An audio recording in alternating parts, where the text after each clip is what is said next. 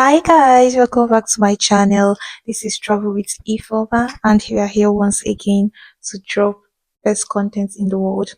Yes, so today we are going to be talking about 5 things I wish I knew before coming to Austria, and that's on period. So if you're a foreigner wishing to travel to any German speaking country or to travel to Austria, Germany, Switzerland, then this video is for you.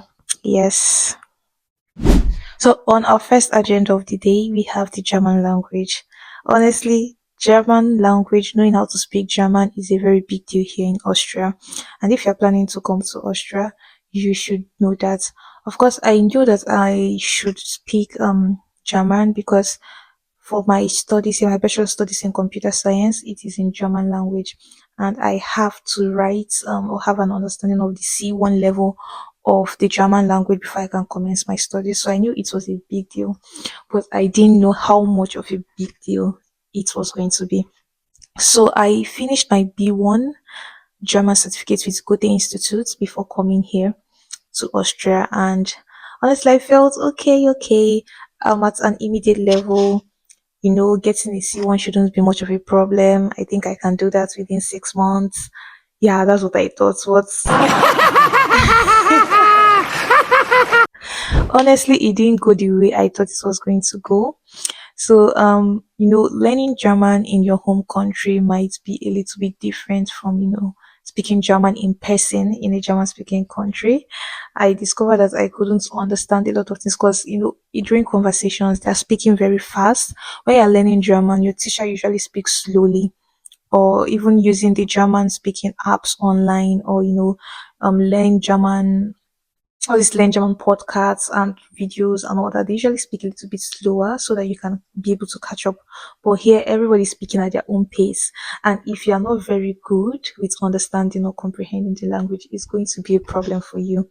So that's one of the things I wish I knew. And I should have put more effort in, learning the language, understanding, and being able to comprehend like basic stuff. Um, Another thing you should also know, number two on my list, is the bureaucracy in Austria. Everything is documented, everything is paperwork, down to your the place where you're living, your residence, the job you're doing, the school where you're registered, everything is linked to each other. So once you skip one process, it will be difficult for you to, continue with another process. Let me give an example. So I wanted to pay for my health insurance here in Austria, and on getting there, because something actually happened and I kind of arrived late, so I wasn't able to register for school immediately I arrived. So on getting to pay my health insurance, I was told that, without the school ID card, without valid confirmation that you're already registered in school, you can't pay for student health insurance. It doesn't matter whether you have been given admission or not, you must have that student ID and confirmation of studies for you to be, you need health insurance. And in order to work, you also need the health. So everything is basically linked to each other, and there's a lot of paperwork. So that's something you should know before coming to Austria. The third thing I believe you should know as a foreigner coming to study or traveling to Austria is about, the work permits you need as a student. So there was a video I posted on TikTok where I made a mistake about, the technicalities of working as a student, and I got a lot of backlash, which I'm still going to address the video on TikTok, by the way. But so I've got everything right now, and I discovered the mistake was actually from me and the immigration office. But anyway, as a student, you're allowed to work 20 hours a week, which wherever you apply for, to, any whoever is offering you a job applies for you at the AMS, is the Arbeits market service. So it's like a job service center for people who are living in Austria, to just control the job market. So when your employer applies for you in this AMS, you can be able to work as a student for 20 hours a week. And if you want to work more than 20 hours a week, it's also possible.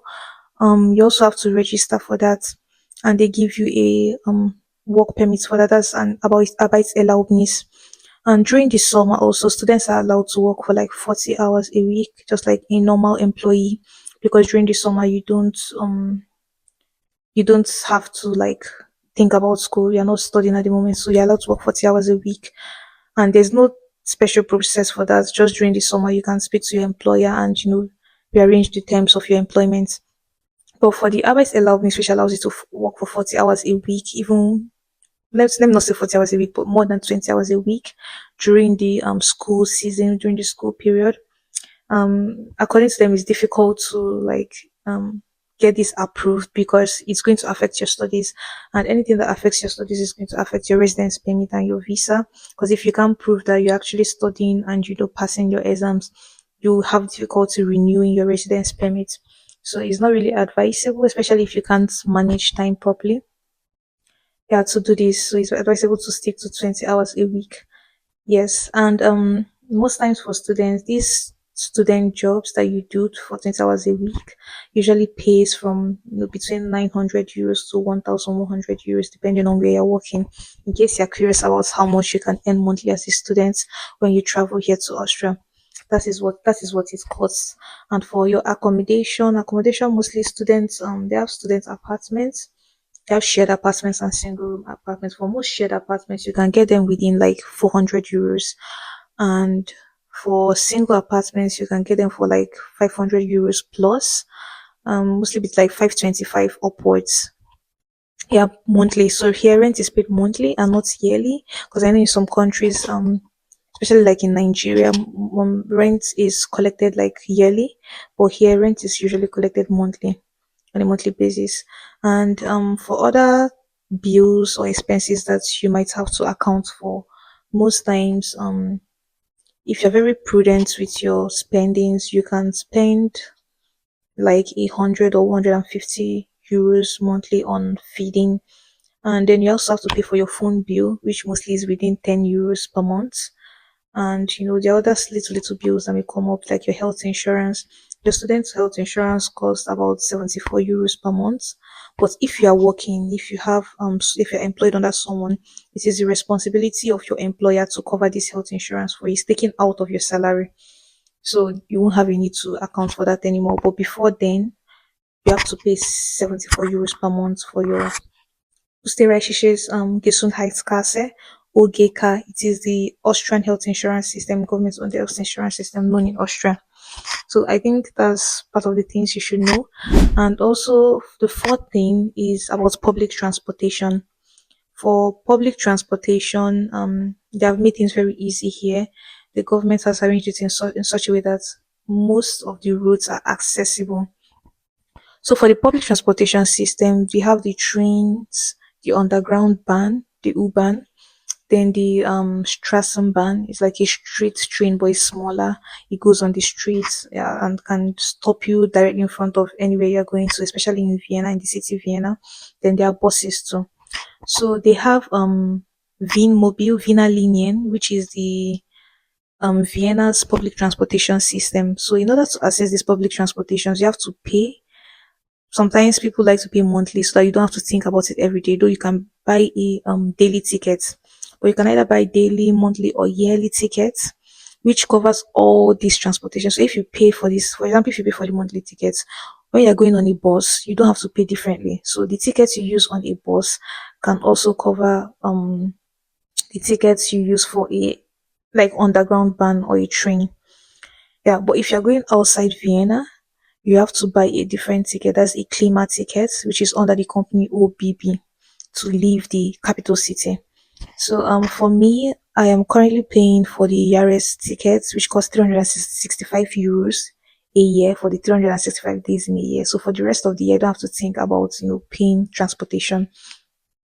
But the good thing is that these tickets are also subsidized for students. So for a student, you can buy a semester ticket, and this semester tickets cost only 75 euros as compared to the 365 euros a normal person pays. But the thing is, there are two semesters in a year, and you have to pay it twice because it only covers one semester. So you have to pay 75 times two, and that's 150 euros. Another thing is, it also doesn't cover the periods when you're on holiday. So during the holiday, you have to buy a monthly ticket to get you to wherever you want to go. But at the end of the day, it's still cheaper. Everything in total should be around 250 something euros, if I'm correct. So as compared to paying 365 euros for a year, it's still cheaper for students, which is a very good thing. One thing I also like is that almost everything is subsidized for students. Like students are students, pensioners, things are really subsidized for them. So they really consider and and are inclusive in their pricing. So the last thing, the 15 on the list is I believe one should know before coming to Austria is the Austrian holidays. So Austrians are so very particular about their free days, their public holidays. So every public holiday is like observed and nobody goes to work, which is a very good thing because I think we should have time, to pursue our hobbies, have family time and things like that. And also on Sundays, most stores are not open. So if you fail to do your shopping like within the week on a Saturday, you might discover that you're stranded or you might not be able to buy whatever you wish to buy, especially for someone just landing in the country for the first time. Just so that you have to come on a day where it's convenient for you to buy, access the stores, because on Sundays, all stores are closed, with the exception of a few, of course. I think at Prata, the Bila at Prata is always open even on Sundays too, because a lot of tourists move around in that area. But otherwise, most of the stores are closed on Sundays. So they're very big on family time, having rest and all that. So I think this is the end of the things I wish I knew before coming. If there is something else you want to, know or you believe or you want me to talk about, or you can drop that in the comment section. I'll go through it, and in my next video, I will definitely speak about it. So thank you for watching my video. Don't forget to comment, like, subscribe to my channel, and also the link to my TikTok channel is on this profile. So you can also watch my TikTok videos and also follow me on TikTok. So thank you so much. Bye.